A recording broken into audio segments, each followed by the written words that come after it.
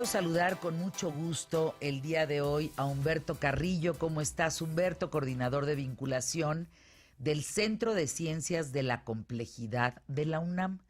Está el doctor Ismael Moreno. Gracias, Ismael, por estar con nosotros. Investigador en el Centro de Investigación de Estudios Avanzados del Politécnico Nacional, el CINVESTAB. Raúl Miranda, gracias, director de atracción de talento de Relativity 6 o 6, y Bernardo González, Chief Alchemist Officer de Kio Networks. Total. Dice, bueno, pues, ¿qué estarán haciendo Humberto, Ismael, Raúl y Bernardo juntos? ¿En qué tal, Fernanda? Vamos a hablar de inteligencia artificial. Platicaba yo hace un momento este modelo que se lanzó como hombre, como un ente para dar las noticias, que es un robot que no tiene corazón, tiene cables, no tiene sangre, tiene circuitos, en fin. Y entramos a una discusión, antes de que llegaran ustedes, de hasta dónde ese robot va a aprender. Y si aprender del movimiento de los que estamos aquí en el programa, al cabo te va a dar criterio para poder opinar o para poder dar un punto de vista, opinar. ¿Qué opinan ustedes? Sí, mira, muchas gracias, primero que nada, Fernanda, por la invitación. Y efectivamente, este tipo de cosas están sucediendo no solamente con este robot que mencionas, también el Washington Post en Estados Unidos ya lleva algunos meses que tiene algunos editores que las notas que se escriben, por ejemplo, en el tema de deportes, las hace un robot de software. Y lo que sucede es que actualmente las capacidades que tiene este rubro, llamemos de la inteligencia artificial, permite analizar grandes volúmenes de datos, identificar qué es lo relevante, en este caso en una nota deportiva, y te la pueden construir con una calidad muy similar a lo que hace un ser humano, ¿no? Actualmente llevarlo al tema de una opinión editorial o tener una construcción más compleja, intelectual, acerca de una opinión, creo que todavía no estamos ahí, creo que todavía es un poco difícil, pero esta parte, por ejemplo, decir las noticias del día, que muchos periodistas lo que hacen es que están leyendo un teleprompter, son cables que vienen de agencias, etcétera, es una realidad que está sucediendo actualmente en el mundo y va a continuar desarrollándose esa parte, ¿no? O sea, ¿cómo desarrollar que una máquina piense? Esa sería más bien, si le damos el giro por otro lado a la pregunta. ¿Hay alguien pensando en crear una máquina que piense? Bueno, ahí yo creo que lo que ha sido muy importante y es el parteaguas como factor principal de esta revolución es que se descubrieron nuevos paradigmas de inteligencia artificial. Anteriormente los seres humanos, ¿no? Hacíamos un programa donde le decíamos al programa qué tenía que hacer para que las cosas funcionaran de cierta manera. Y entonces el programa pensaba, entre comillas, ¿no? Siguiendo las instrucciones paso por paso que el humano le daba. Los nuevos paradigmas, principalmente las redes neuronales artificiales, lo que hacen es que tienen la capacidad. Nosotros no le tenemos que decir cómo hacer las cosas. Les pedimos que observen cómo se hacen las cosas. Ándale. Y entonces ellas lo aprenden. Y para esto se necesitan tener muchos datos. Y esa es la otra revolución que converge, ¿no? Que es la abundancia de datos. Hoy en día por datos no paramos. La memoria se volvió muy económica, ¿no? Todas las instituciones almacenan todo, ¿no? ¿Te acuerdas? Antes teníamos que estar borrando cosas en nuestra computadora, ¿no? Pero ahorita, pues ya nada, ¿no? Entonces, hay mucho dato, hay mucha información, ¿no? De hecho, el dato se ha vuelto el protagonista principal, ¿no? De esta película, ¿no? En donde el otro actor importante, como lo dijiste, es la inteligencia artificial. Ayer me cuestionaba comiendo unos calamares empanizados. Fíjense, de verdad. Dije, ay, oye, pues ¿cómo se empanizarán? Porque como que no quedaron muy bien. Pues claro, entras a YouTube, pensé. Entras a YouTube, encuentras un tutorial, cómo empanizar calamares. Y dije, qué no habrá en Internet? ¿Y cuál sería la respuesta? Porque si tú entras a traducir, a lo que sea, o sea, la pregunta es, pues así como hay algo parece tan simple que antes tenías que recurrir a una receta de un libro, en fin, hoy, ¿qué no hay en Internet? ¿Todo? ¿Hay todo en Internet? Lo que no hay en Internet, Fernanda, son las emociones. El ser humano es la única máquina que genera emociones, o el único ser dotado para generar las emociones. Y cuando digo emociones me refiero a generar creatividad, a generar cosas nuevas. Las máquinas, como bien decía el doctor, observan el entorno, pueden observar YouTube. Pero el ser humano es el único ser dotado para que puede tomar de cualquiera de nuestros sentidos esa información. Para poderle entregar información a la máquina, tenemos que darlo bajo un canal adecuado. Esto es datos. Al presentador de noticias chino que mencionaste, tenemos que tenerlo conectado a algo, porque si no, no va a tener movimiento propio para poder salir y buscar la información. Una pregunta si no hay luz, ¿se funde? ¿Se apaga? Perdón, pero... Depende de lo que le dure la pila. O está enchufado a la corriente o tiene una pila, pero esa pila tiene que tener una durabilidad y si no la cargas... Por supuesto, pues es una máquina. Entonces ahí puede haber un tema en donde eso puede ser una restricción importante. Sí, y regreso a mi primer comentario. La restricción más importante es la emoción. Quien genera emoción y quien genera creatividad en este momento, y que yo creo durante muchos años, los únicos van a ser los seres humanos. Las máquinas no están capacitadas para hacer eso.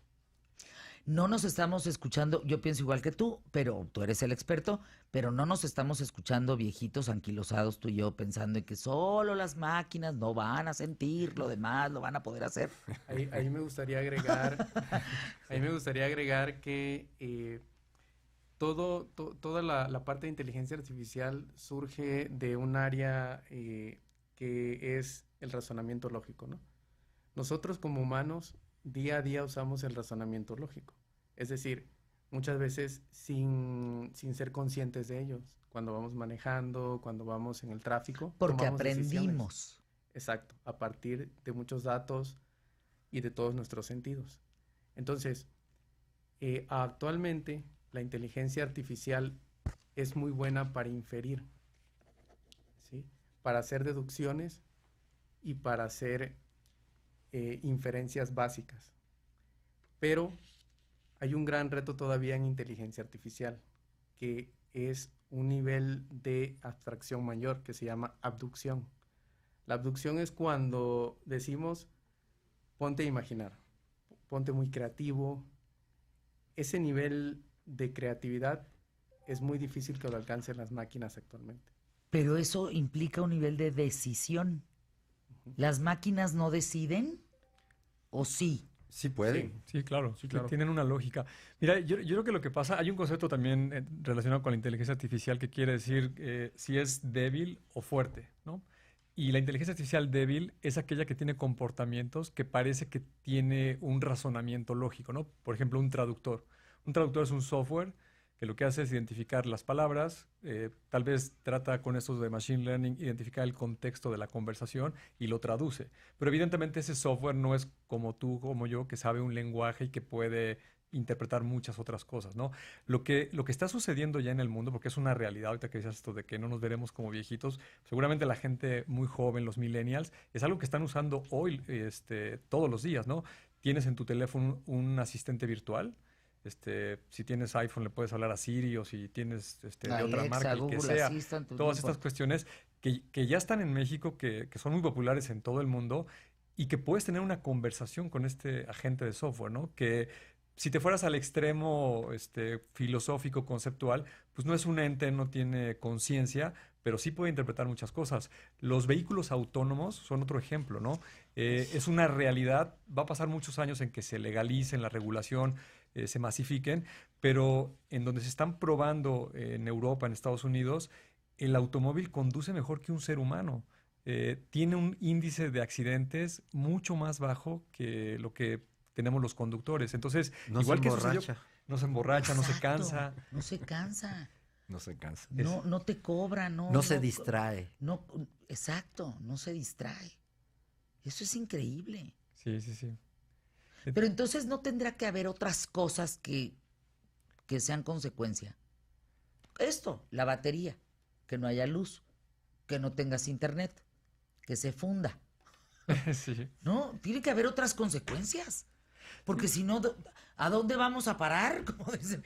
Si no, ¿Tú dices ¿cómo? consecuencias negativas? Claro, es decir, no necesariamente negativas, pero lo que pongo en la mesa es, si tú tienes la posibilidad de vivir más años, te la cambio no en el tema de inteligencia artificial, pero si tú tienes la capacidad de vivir más años, porque justamente por el desarrollo, la investigación, tú ya no te enfermas tanto, perfecto, entonces vamos todos para los 120 años, ok, pero entonces también tiene que haber una consecuencia de eso, forzosamente. Sí, Lo claro. que creo que no podemos evitar en el mundo son las consecuencias de algo. Es decir, algo Claro. que tú tienes como inteligencia artificial, qué padre que la hay, pero tiene que haber una consecuencia. Bueno, consecuencia es, por ejemplo, el tema de que van a haber muchos trabajos que hoy hacen los seres humanos y que Serán cuando lo hagan suplidos. las máquinas, los seres humanos tendrán la posibilidad de no tener que hacer esos trabajos, ¿no? Y superarse, desarrollar otras capacidades y hacer trabajos que están Artesanales. a un nivel superior, ¿no? Sí. Porque artesanales, o sea, vamos imagínate los robots, ¿no? O sea, los robots en la industria, en la agricultura, ¿no? Bueno, todo ese trabajo físico, pues ya no lo vamos a tener que hacer los seres humanos. Esa va a ser una consecuencia Vamos a fuerte. una pausa. Es que es interesantísimo. Humberto Carrillo, volvemos. Ismael Moreno, Raúl Miranda, Bernardo González, hablando de inteligencia artificial. No nos va a dar tiempo, evidentemente, pero vengan seguido, porque esto Sí. me parece que es un nivel muy interesante de entender lo que está sucediendo, pero también qué cosas no van a poder. Yo hablaba de la credibilidad de ese señor de las noticias, bueno, de ese ente de las noticias, porque no es señor, Es un software. es un software. Ujú. Entonces, ¿y la credibilidad? ¿La va a tener, no la va a tener? Digo, con algo nos debemos de quedar los seres humanos, ¿no? Con eso regresamos. De verdad, interesantísimo este tema de la inteligencia artificial. Está Bernardo González, Chief Alchemist Officer de Kion Networks, Raúl Miranda, director de atracción de talento de Relativity 6 o 6, ¿no? El doctor Ismael Moreno, del Politécnico, Zapopan, Jalisco, el Cinvestav, y Humberto Carrillo, pues que es un picudazo ahí del Centro de Ciencias de la Complejidad de la UNAM. Los cuatro, uno más picudo que el otro, increíble platicar con ellos. Pero entonces, en el poco tiempo que tenemos, no vamos a descubrir el hilo negro, pero vamos a intentar sentarnos más seguido para poder a ver si jalamos la hebra del hilo negro. A cada uno de ustedes, ¿qué les impresiona? Porque son picudos del tema. Pero entonces, ¿qué les impresiona o qué les cuestiona? Su ética, su conocimiento, su entorno, su dejar en la tierra. ¿Qué les cuestiona? ¿Qué onda con la inteligencia artificial? ¿Qué te está quitando el sueño, pues? Sí. A ver, Bernardo, ¿a ti? Mira, a mí me encanta la tecnología, yo soy un optimista consumado y yo lo que pienso es que la tecnología siempre es una herramienta y lo que va a hacer es que si se utiliza bien para buenos fines, le va a brindar un gran desarrollo a la humanidad y tal vez nos permita hacer cosas que hoy suenan a ciencia ficción, ¿no? A lo mejor esto que te decía que ya se empieza a discutir por algunos gobiernos y empresas, de conforme estos trabajos se vayan haciendo con máquinas de maneras más eficientes, puede llegar el día en un futuro tal vez muy lejano que tenga que haber un ingreso para toda la población humana sin que esté trabajando, ¿no? Y que los generadores económicos sean softwares y máquinas. Y eso pues puede llevarnos a, no sé, ahorita se me ocurre a la exploración espacial, ¿no? A lo mejor el ser humano empieza a tratar de conquistar otros planetas o hacer minería en asteroides y generar industrias que hoy no existen, que no son suenan como a ciencia ficción, pero si te pones a pensar por la edad más o menos promedio de los que estamos aquí en la mesa, Somos seguro de la misma rodada. tú, al igual que nosotros, comenzaste a trabajar cuando no existía el Internet. Y regrésate un poquito a esa época, y si yo te trato de explicar ahí a finales de los 80s qué es un YouTuber o qué es para una marca darle like a algo que se traduce en apretarle a un pedazo de cristal que tienes en las manos todo el día y no lo dejas de ver, pues simplemente no lo entenderías, ¿no? Un community manager en una compañía encargado de manejar una marca que es muy importante para casi todas las empresas del mundo, pues simplemente no tenemos esa capacidad de imaginarlo, ¿no? Y yo creo que la tecnología bien utilizada en las empresas, en los países, puede potencializar mucho la vida de las personas, ¿no? En el tema de la salud, por ejemplo, es una realidad que la inteligencia artificial, estos algoritmos de machine learning, le están ayudando a los médicos a tener diagnósticos mucho más precisos y ayuda a que la vida se prolongue, como lo decías, ¿no? Hoy en día no es nada descabellado pensar que esta generación de menos va a llegar a los 100, 120 años con un nivel de vida de calidad bastante bueno, ¿no? En tu caso, ¿qué piensas, Humberto? ¿Qué te cuestiona todo esto? Yo creo que coincido con lo que ha dicho Bernardo. Creo que, digamos, desde el punto de vista así, como decías, de preocupación o de inquietud, lo que está ocurriendo es lo que ha ocurrido siempre, desde que se inventó la rueda, ¿no? Cada vez inventamos algo más y la tecnología va evolucionando. Pero lo que es sorprendente es el ritmo acelerado de ese proceso. Como Mafalda, paren el mundo que me quiero bajar, ¿no? Exactamente. Lo que antes tardaba 30, 40 años, ¿no? Sí, De eso pronto es un pasaba tema. en 5 o 10 años. Y ahora estamos viendo que esto se mueve a una velocidad tremenda. Antes se veía una diferencia fuerte de generación en generación. El abuelito, la abuelita vivían, pensaban de una manera, los hijos, los nietos, ¿no? Ahora, las generaciones estamos siendo estresados por los cambios que ocurren en una misma generación, ¿no? De hecho, las diferencias que esto produce entre las personas, ¿no? Hay subgeneraciones, ¿no? Con ideologías, comportamientos diferentes, ¿no? Entonces, yo creo que esa es una de las cosas cuando pensabas, ¿qué consecuencias? Que vamos a tener que aprender a desarrollar una capacidad de adaptabilidad inmensa y muy pronta.